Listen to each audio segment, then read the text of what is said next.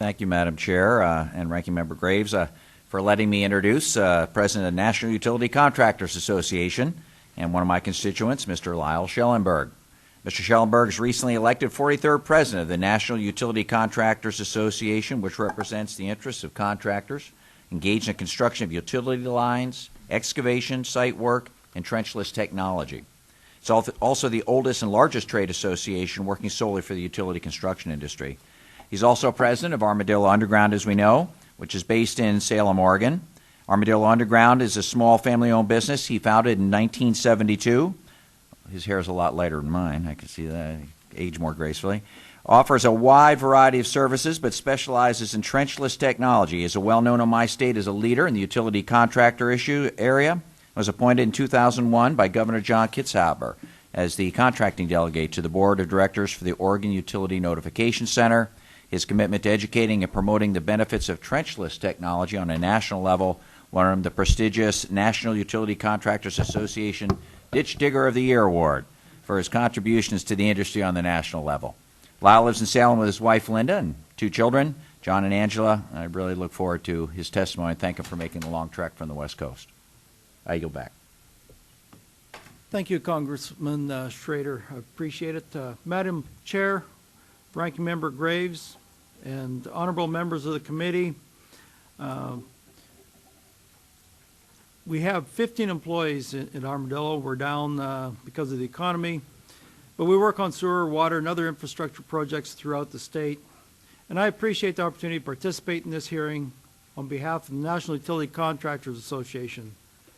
NUCA is a family of construction companies, manufacturers, suppliers from across the nation that build, repair, and maintain underground water, wastewater, gas, electric, and telecommunication systems.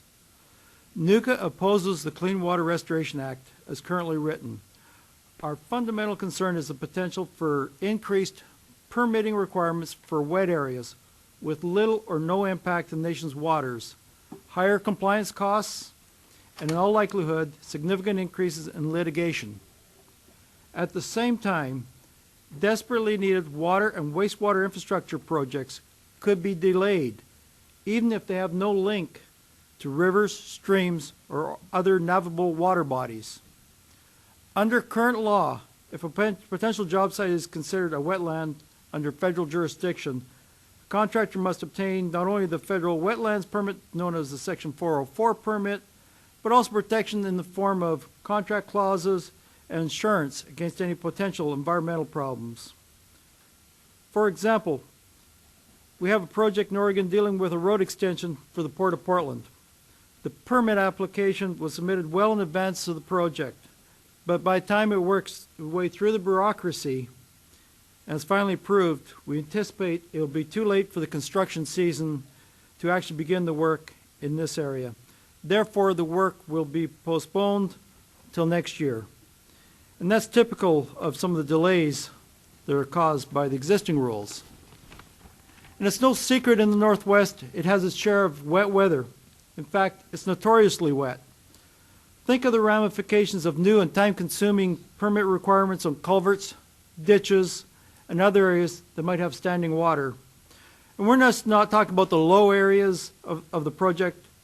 Under the broad definition of all waters, it's very possible that a 404 permit could be required for the entire project, giving the Corps and the EPA additional jurisdiction over all wet areas and activities affecting them, potentially including construction job sites themselves, will undoubtedly increase the time and the cost required to complete every construction project requiring a Section 404 permit. Many of the regulated community have indicated that the passage of the current version of the CWRA would be the largest expansion of the Clean Water Act since its enactment in 1972. The ramifications of this bill are huge. As written, boundaries of the CWA jurisdiction would be removed. Enactment could in an instant subject ditches, water, sewer pipes, streets, gutters, man-made ponds, storm basin waters, and even puddles of rainwater to federal permitting requirements. For the first time in the 37-year history of the CWA, activities that have no impact on legitimate American waters would be subject to full federal regulation. This concept would introduce an overly broad definition of waters of the United States. It would eliminate the traditional basis for federal jurisdiction under the CWA by deleting the term navigable from the statute and expand federal jurisdiction.